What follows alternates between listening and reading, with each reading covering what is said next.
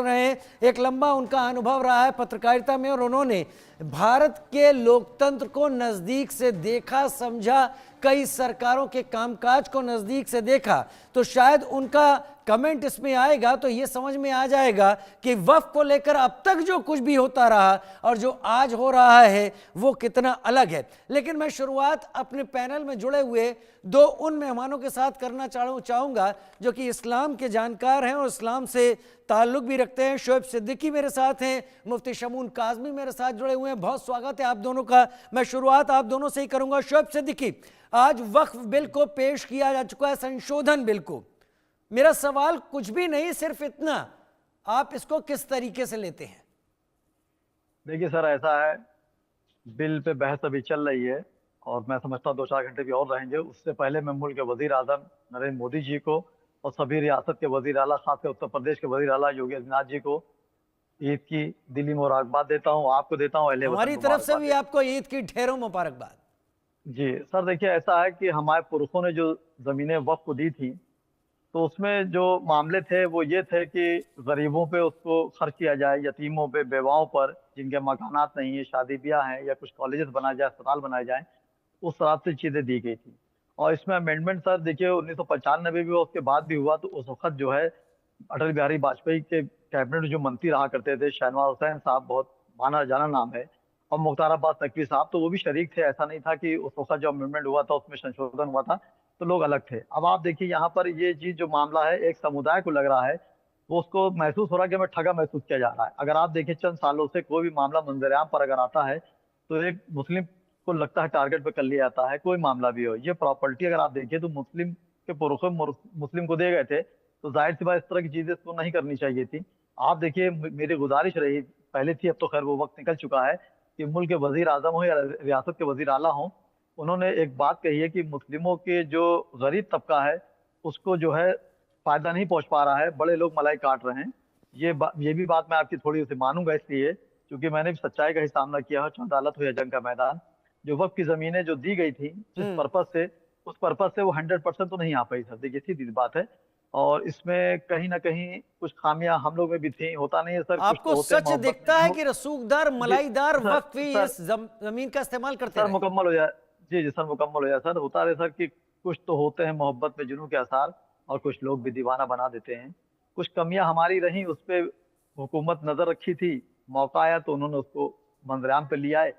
तो यहाँ पर ये चाहिए था, अगर हम मुसलमान की देखिए बहुत हमदर्दी है, तो मैं समझ रहा हूँ चंद सालों से, क्या अगर आज़ादी की बात देख लें तो मुसलमानों के लिए हमदर्दी किसने की, ये एक सवाल निशान उठ जाता है।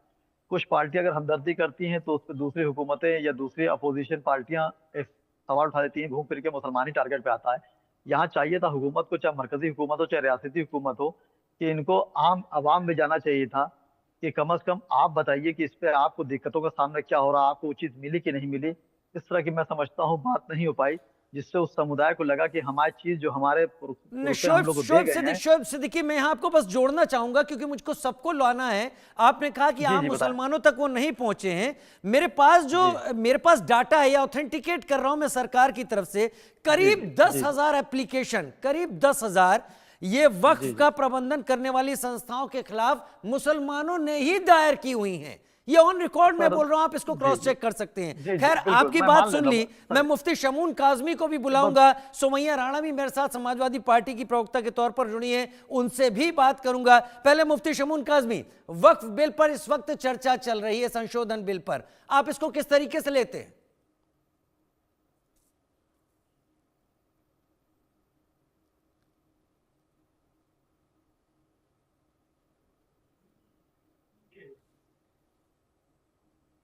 अनम्यूट कर लें मुफ्ती शमून काजमी, आपकी आवाज नहीं आ रही, अनम्यूट कर लें।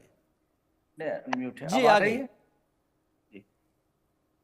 तो अभी आपने पार्लियामेंट के अंदर देखा कि जिस तरह से माननीय किरण रिजिजू जी ने उसे पटल पर रखा है, और जो जो बातें निकल कर के आई हैं जिसके ऊपर वावेला मचा रहे थे, हम यही कह रहे थे कि पहले आप पार्लियामेंट के अंदर उसे पटल पे आने दीजिए।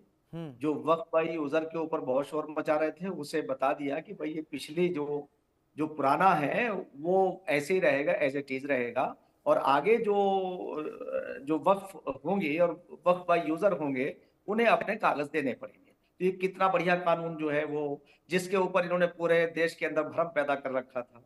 इसी तरह से जो डिजिटल जो एक पोर्टल बना के उसे डिजिटल किया जाएगा, उसके डाटाबेस को जो है वो पोर्टल पर ला करके उसे पूरा एक दस्तावेज बन जाएगी।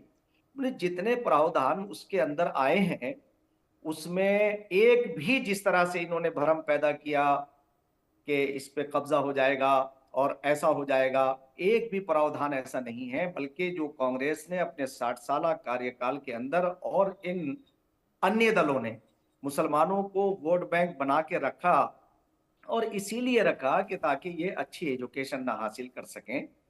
जब ये मेन स्ट्रीम से, मुख्य धारा से कट जाएंगे तो जिनका ये हक है, जिनका अधिकार है, उन्हीं को ये सड़कों पर लेकर के, मतलब मुफ्ती शगुन काज़मी, एक मिनट के लिए, जो असदुद्दीन ओवैसी कह रहे थे कि खानकाह, इबादतगाह, मस्जिद, ईदगाह या बाकी जगह कब्रिस्तान ये कब्जे में ले लिया जाएगा, आपका मानना, मैं आपकी बात से समझ रहा हूं, आप मान रहे हैं कि ये सब कुछ गलत था? ये एक प्रोपेगेंडा था, क्योंकि ये उन तमाम प्रॉपर्टियों के ऊपर यही लोग काबिज हैं, बड़े बड़े हॉस्पिटल। अब आप बताइए, इनके अगर कब्जे ना होते तो ये इस तरह से आम मुसलमानों को गुमराह ना करते। अब आप ये बताइए कि जिस पे हॉस्पिटल बनने चाहिए थे, जिस पे स्कूल और कॉलेज बनने चाहिए थे, उस पे क्यों नहीं बनाए इन्होंने? आखिर कांग्रेस के ये मीडिएटर क्यों बने रहे? आज अगर सरकार संशोधन बिल लेकर के आई है तो इन्होंने शोर मचाना शुरू किया। मैं आपसे कहना चाहता हूं कि यही तुष्टीकरण था कि तमाम वक्फ बोर्डों के चेयरमैनों को अथाह पावर दी गई ताकि ये अपनी मनमानी करें, और जो जिनके लिए वक्फ संपत्ति वक्फ की गई थी उन्हें बिल्कुल हाशिए पे लाकर रख दिया। आज की सरकार ने अगर ये काम किया है तो मैं समझता हूं कि जो वाकिफीन हैं, जिन्होंने इस संपत्ति को दान किया है, उनकी मर्जी के मुताबिक अब काम हो रहा है।